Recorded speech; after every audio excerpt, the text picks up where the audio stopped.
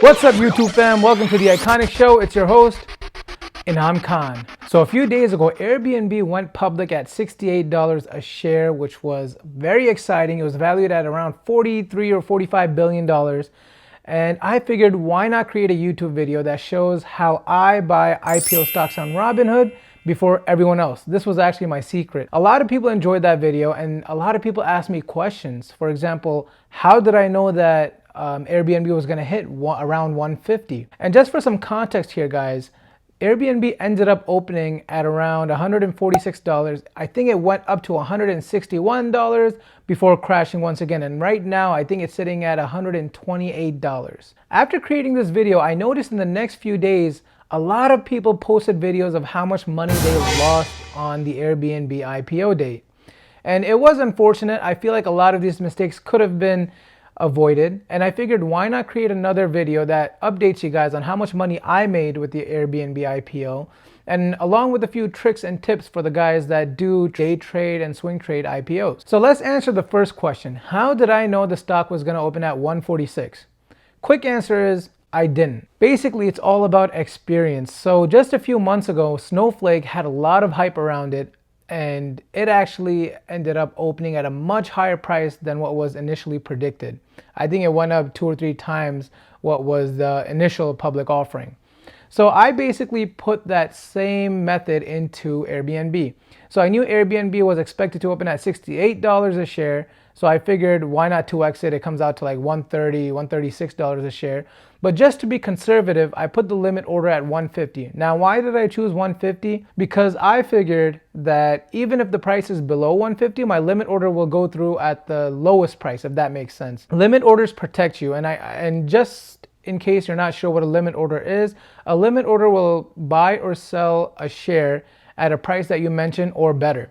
So in this case, I said $150. So if the stock was lower than $150 at the moment, then it would buy it at that moment.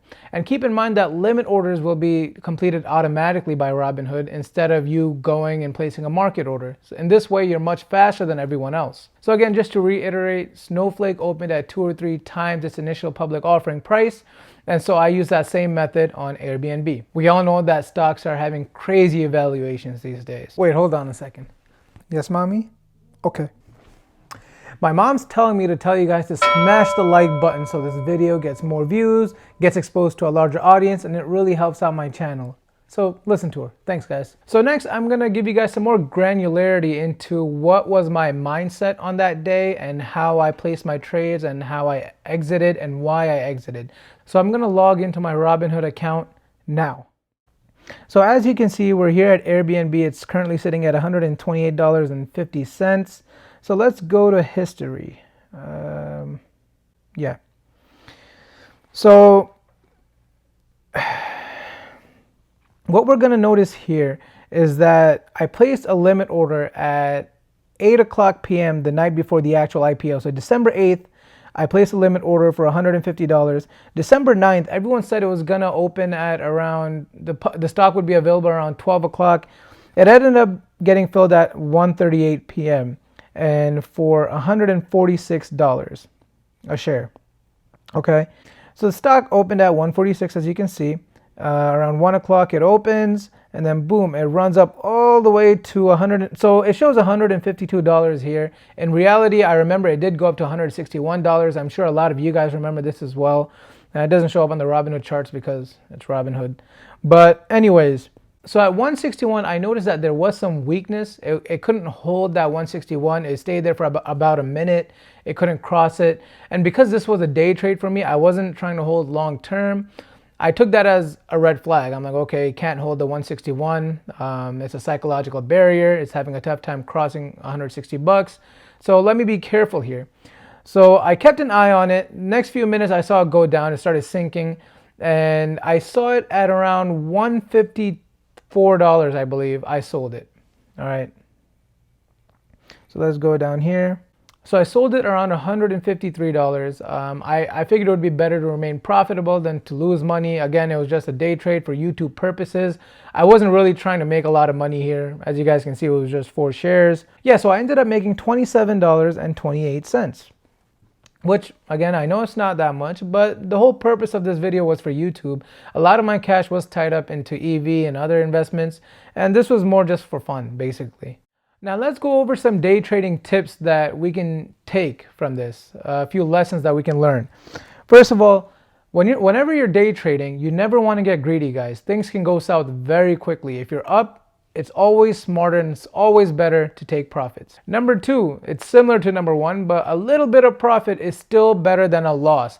I know I left 10% on the table. I could have been up 10% in like 10 minutes when it hit 161, but it's better to be profitable than to be in the red. Yes, it could have gone up even higher, but that's just a risk that comes with day trading. And you can't have that mindset where, oh my God, I wish I held on, I could have made more. That kind of mindset will ultimately hurt you in the long run. Number three is always cut your losses short. You always want to let your winners run, but always cut your losses short. I've seen videos where people have lost $500 and it could have been avoided. I mean, they were up, at one point they were up a few $100 and then they were down a few bucks, and they waited until now they're down to $500, which honestly, the whole situation could have been avoided. And last but not least, always follow your plans. So in one of the videos I watched, the person had a plan where they were just gonna stay in the play for a few minutes, go in and get out.